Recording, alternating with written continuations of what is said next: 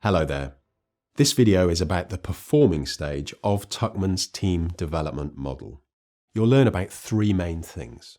Firstly, what the performing stage looks like so that you know if your team is in it, or at least moving into it. Secondly, you'll learn about how to keep the team in this performing stage, the things that the team can do to stay in this zone of high performance. And thirdly, you'll learn how you can be as the leader of the team in this stage, the ideal leadership style. Let's start by stating the obvious. Not all teams will get into this performing stage. Your team will not just automatically move into it. But if you've been doing the activities suggested in this program and you've embedded those team agreements into your day-to-day behaviors, then there's a good chance that you can make it into this stage. So how will you know that the team is in the performing stage? Well, you'll start to see the following things. Most obviously, the team's results will be very noticeable. Noticeable as in great. Others in the organization will be seeing this too. The team is starting to come up with truly game-changing insights and ideas and taking action on them quickly. And talking of results and insights, the team wants to keep getting better and achieving more. They've wholly integrated the 80-20 principle and they apply it everywhere, identifying the most important things to work on to achieve the biggest results. And they don't ever work on the trivial stuff. They just get on with doing what needs to be done with very little need for supervision by you. They resolve their own problems and they have a high level of self-motivation. They also have a high level of competence in what they do. They have significant expertise and knowledge. They feel a deep sense of pride to be a member of the team, and the team has its own identity. And they support each other without question. Other highly talented people will want to join the team, and other managers might even be trying to poach your team members. And why are those things present? Well, mainly because you as the team leader enabled this to happen by practicing all the activities suggested in this program. You set up clear goals, objectives, roles, and responsibilities in the forming stage. You also had the team create a set of team agreements that were put up on the wall and that you referred to often. You showed the team how to have difficult conversations and resolve conflict during the storming stage. This also meant that the team members started looking at themselves and their own reactive behavior. At that point, you also made feedback a major theme of the way the team worked. This sped up the learning cycle significantly.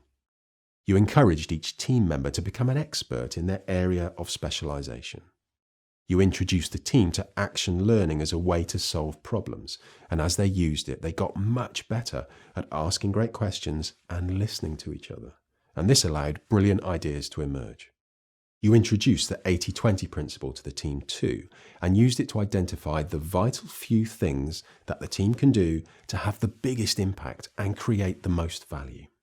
And now, everyone feels truly inspired to achieve the team's goals. They feel motivated by their own development and the level of autonomy that they have. And because they know each other so well, the level of trust is very deep. So now, how does the team stay in this place, this zone of the performing stage? Because if you get complacent and think that you've arrived, you can bet that something is going to come along and knock you all the way back into the storming stage. Well, here are three things that will help keep the team in this performing stage. Firstly, keep raising the bar. Secondly, keep the personal development going. And thirdly, keep improving the team's processes. Let's look at each of these now. Starting with keep raising the bar. As human beings, we perform at our best when there's a challenge for us, something important and meaningful. Not too easy to achieve, otherwise it wouldn't be a challenge, but not too hard either. Otherwise we won't believe we can achieve it, and therefore not put in the effort we need to. For you as the leader, this looks like you starting to use the language of possibility when you're with the team.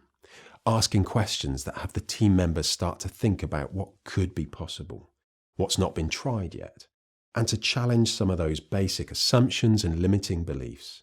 Keep challenging the constraints that people think they have. To ask, well, why can't we do that?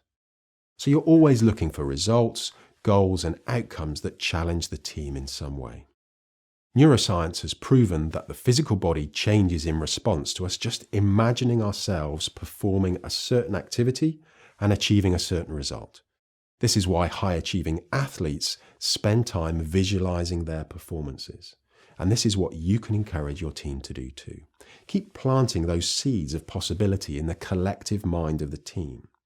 As this happens, they'll adjust their day-to-day thoughts and behaviors in line with those raised expectations.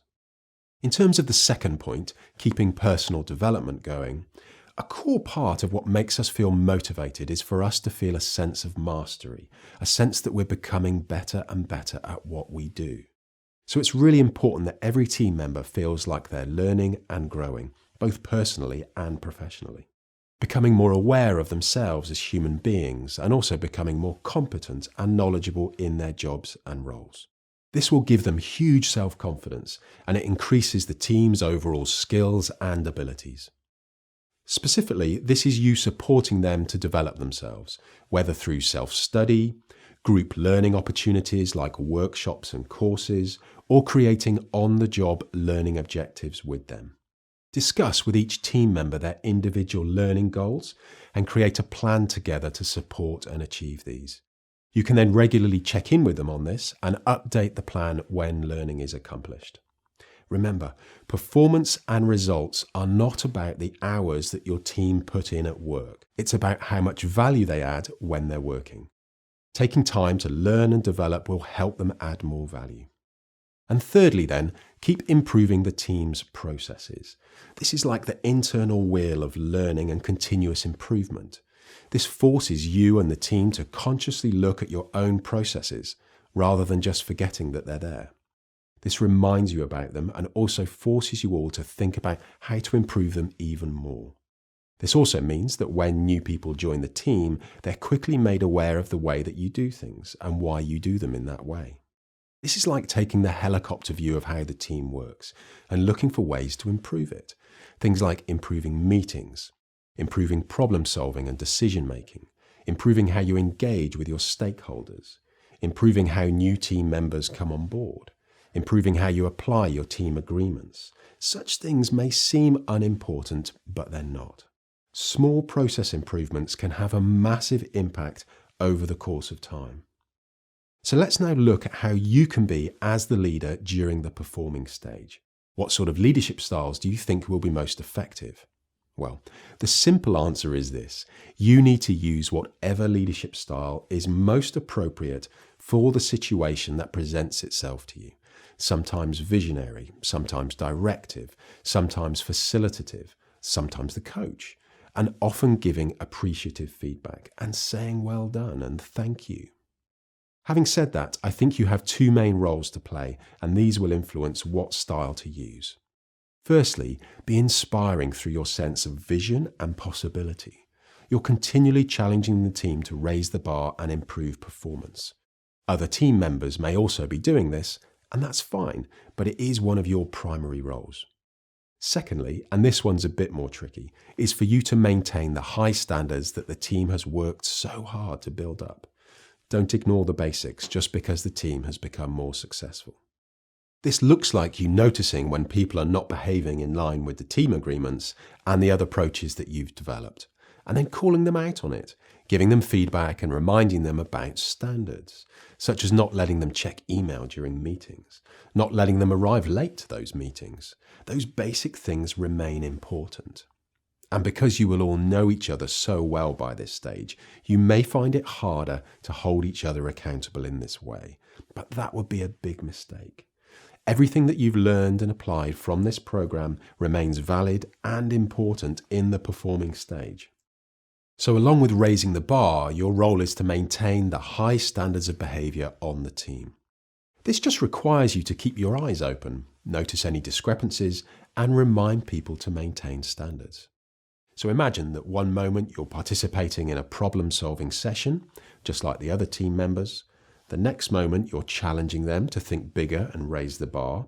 And perhaps the next moment you might be reminding one of them to pay more attention to the session and stop checking their email on their phone. All of this is necessary and appropriate. Next to this video, you'll see facilitator guides for some activities and exercises that you can do with your team during the performing stage. The activities will help you and your team to keep challenging yourselves, to keep developing yourselves, and to keep looking for improvements to the team processes and approaches. Please download the facilitator guides and do the activities with your team.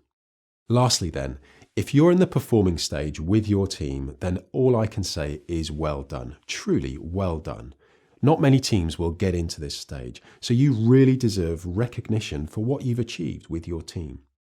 Thank you for applying what you learned on this program.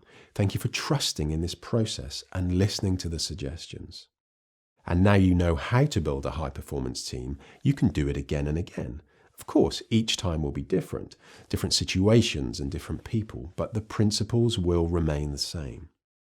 So don't get complacent, keep looking for what's next, and keep maintaining those high standards. Good luck.